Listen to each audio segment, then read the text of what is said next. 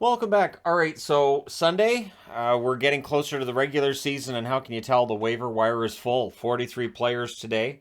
There will be more players getting waived between now and the start of the season, but yeah, a lot of them. Yesterday, all of the players who were on waivers cleared, and so we're back at it today. But first things first, we're going to talk about the Winnipeg Jets. The Dale Hawerchuk statue unveiled yesterday. Looks fantastic. Scott Arniel sharing a story of how he had wanted them to get the statue to be an image of him as he was back checking, and them getting back to him and saying they couldn't find any from the 80s. Because in the 80s, it was okay if you were a one-way forward. Everybody understood. Nowhere near the amount of criticism that you get now if a player doesn't come back and play defensively. So, the Hawerchuk statue, nice addition, and I hope to see it in person at some point. I also had the idea of it might be fun to do a video on which teams could put up a statue for a player and which one, or which ones in front of their building. And so, yeah, at some point, I may decide to do that. Ville Heinola and Dylan Sandberg are both making a good case for their spot on the Winnipeg Jets roster. I think this is the best Heinola's looked with the Jets, at least in what I've seen of the preseason with him out there. And so this is good news. Heinola's got the talent.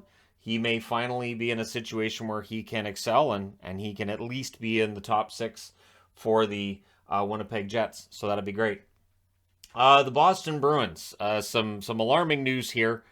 First of all, Lascelles not at practice. He worked out off ice, so he's still working out, but he's not out there skating. That's problematic. But that being said, also Taylor Hall is hurt. So initially it was reported as undisclosed. They weren't saying anything, but it's now looking like he's likely to miss the start of the season with an upper body injury. This is a Boston team that's already ravaged by injuries. So while they've won both games I've watched in the preseason, I do have some concerns once the games are really important and we're into the regular season about Boston's ability to keep up with other teams in the East, and losing Taylor Hall won't help. Hall didn't have a great year last year, but still he's a top six forward, and Boston's already a little bit shorthanded both on the blue line and up front. So hopefully Hall's not out that long, and hopefully Marchand's back relatively quickly. I know he wants to be. It remains to be seen whether or not the timeline that Marchand's put out there, which is November 1st, whether or not that's attainable. Trevor Zegras is now day-to-day, upper body injury for him. The interesting thing with Zegras is that the Ducks were pretty tight-lipped on the whole thing, so it's day-to-day, but they're still pretty tight-lipped on what's going on there, so we'll see how long he's out, if he misses the start of the season, all that fun stuff. As I've mentioned in other videos, for Anaheim to take that next step and to get closer to the playoffs, they're going to need Zegras to be healthy. He really is their key forward. So, Calgary Flames, talking about waivers first off, Oscar Dansk, Matthew Phillips, which surprised some, including myself. His numbers in the AHL were decent, but he's 24 years of age, and maybe they just don't see enough potential to keep him on the roster at the expense of somebody else. So he's on waivers. Clark Bishop, Ben Jones, Colton Poolman, Nick DeSimone, all on waivers. Sent directly to the AHL without the need of waivers, Connor Zary. I'm a little surprised on Zary, but I guess they decided he needs some more work. Jacob Pelche will raise a few eyebrows seeing him getting sent to the minors. And Cole Schwindt, who of course was brought over in the Florida deal. So 3 young players who I would think will play at some point with Calgary this year, sent down to the Wranglers rather than keeping them on the Flames. Sonny Milano, not cut, not signed, still in that space where he's with the team, he's playing, but we'll see whether or not he ends up getting a contract out of it.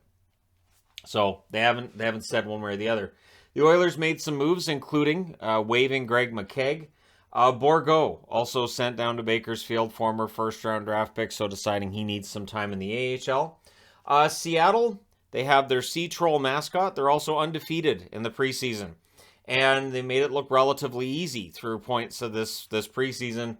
And while I think that's fun, obviously they're still not being picked as a team that's going to make the playoffs. But I do think they're going to be better than some may feel that they will be.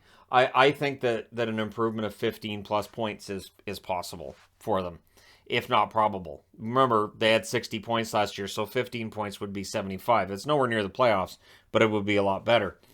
They were also busy waiving players, including, other players were waived as well, but including Cole Lind, so Vancouver could get him back, Carson Twarynski, Brogan Rafferty, and Jesper Froden. So Froden's one that I thought is kind of interesting because I could see maybe somebody picking him up. But remember, if you pick up a player on waivers, you can't just send him to the minors. You'd have to waive him again.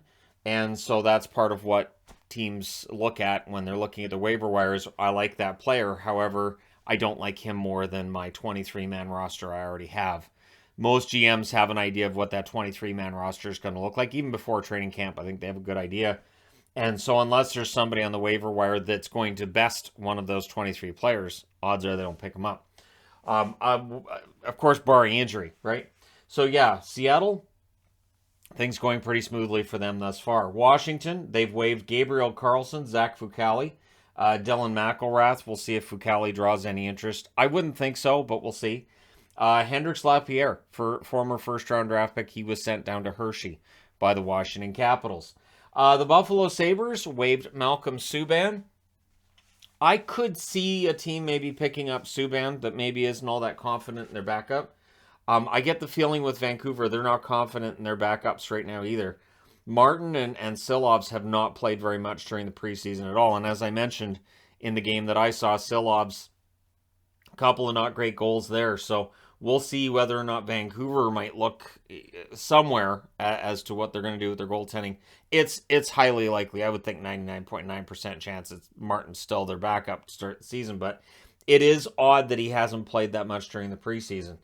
So, yeah, Subban being waived is interesting. Also, the Ottawa Senators, who had a few guys on professional tryouts, released Michael Del Cole from his yesterday. So, Del Cole, a former first-round pick, that 2014 first round, is an interesting one. I don't think have I done a redraft of 2014? I'm thinking I have to have, but it's an interesting draft to at least take a look at. Also, Carolina waives William Lagesson. We'll see whether or not he clears waivers or if Montreal might pick him back up. The Florida Panthers have waived Zach Dalpe, who I'm sure there will be people watching this saying, oh, Zach's still playing. Yep. And Anthony Bitetto, another veteran who's bounced back and forth between the NHL and the AHL throughout his career. And so Florida, a lot of depth there. The Dallas Stars have waived Marian Studenic. I like Studenic, but I will say that last season for him, I don't know that he distinguished himself or showed anything for Dallas that would make them really concerned over losing him on the waiver wire. And Riley Tufte is waived, being sent down to the minors. So new coach, same thing. Tufte can't make it into the lineup. And then Pittsburgh. Ending out on Pittsburgh, pretty big list here in terms of players who've been waived. Starting with Radim Zohorna. I love Zohorna's game. I'm kind of surprised he's getting sent down. Zohorna is a player that, yeah, if I was a GM, I might consider for a fourth-line role, even third-line energy role, really. But, again, we'll see. Alex Nylander, which means I've seen Leaf fans already online saying, bring him in to play with William. I don't think Alex Nylander, at this stage, projects as an NHLer. I know, that sounds crazy, right? But I think we're at the point where we can say, yeah, Nylander as a National Hockey League player may not happen. Drake Caggiula, raised some eyebrows seeing Caggiula's name on the board because Caggiula probably gets picked. I'd honestly be kind of surprised if he gets through there. Xavier Ouellet and Dustin Tokarski, another goaltender, showed last year that he can still play, and so it's possible there's a team with a goaltending issue that might take a look at him. Or maybe tomorrow at this time of day, I'll be saying, so everybody cleared, can all go back to normal. Anyways, there you go. Let me know your thoughts in the comments section below as always. Don't forget to hit like and subscribe. If you're browsing your way through, you just happened upon this video. Thank you guys so much for watching, for all your support. I will talk to you again soon.